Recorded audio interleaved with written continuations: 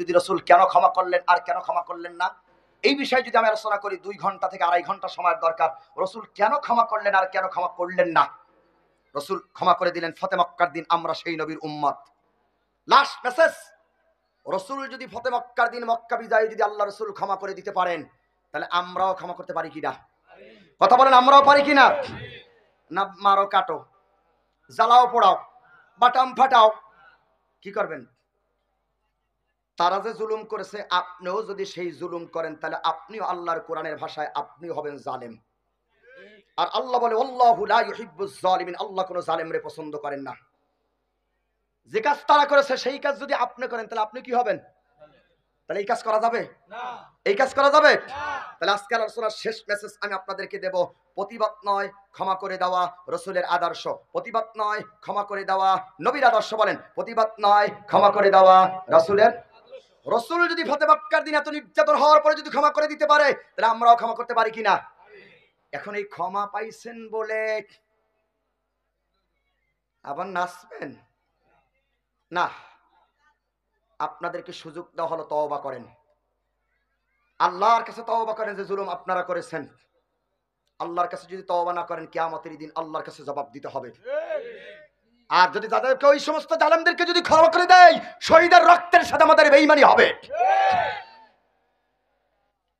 ভাইরা আমার, last message আছেন, জুলুম আমরা কারো প্রতি করব না, কারো হক নষ্ট করব না, আমরা হক নষ্ট করব না, জুলুম করব না, পারবো তো ইনশাআল্লাহ। কারো হক নষ্ট করব না। হক মানে কি? আব্দুল হক নাকি? হক নিয়ে আলোচনা করলে আরো কয়েক ঘন্টা দরকার। হক কত হক আছে, পিতামাতার হক, জনগণের হক, স্ত্রী তার স্বামীর হক, স্বামী তার স্ত্রীর হক, ছেলেমেয়ের হক, পরিবার পরিজন হক, ইমাম মুসল্লির হক, মুসল্লি ইমামের হক। হকের অভাব? বহুত হক। কারো হক নষ্ট করবো না, আর কারো উপরে জুলুম করবো না। 2টা মেসেজ। 5 ওয়াক্ত নামাজ পড়বো। লাস্ট মেসেজ, এই দেশ স্বাধীন হয়েছে, স্বাধীনের পরে আমরা কেউ এদেশে কোরআনের আইন দেখি নাই। এই দেশে কোরআনের আইন হোক, এটাকে আমরা চাই। কে ক্ষমতায় যাবে কে যাবে না সেটা আমার কোনো প্রশ্ন না, যেই যাক আমার কোনো আপত্তি নাই, যে দল যাক আপত্তি নাই। সে দল যদি কোরআন দিয়ে দেশটাকে চালায়, সেটাই আমার দাবি, ঠিক কিনা? আমরা আল্লাহর কাছে একটা তামান্না করি, হে আল্লাহ, এই দেশে বহুত দল আমরা দেখেছি, হে আল্লাহ, আমার এই বাংলাদেশের জন্য হযরত ওমরের মতন একজন রাষ্ট্রপ্রধান আল্লাহ তুমি কবুল করে নাও। আরো জোরে বলেন আমিন। এটা আমার সবার দাবি। যে দল যাক ক্ষমতা আমার আপত্তি নাই, কিন্তু কোরআন দিয়ে দেশ চলুক, এটা আমরা চাই কি চাই না? কারা কারা চাই? 2 হাত আল্লাহকে দেখাই, লিল্লাহে তাকবীর।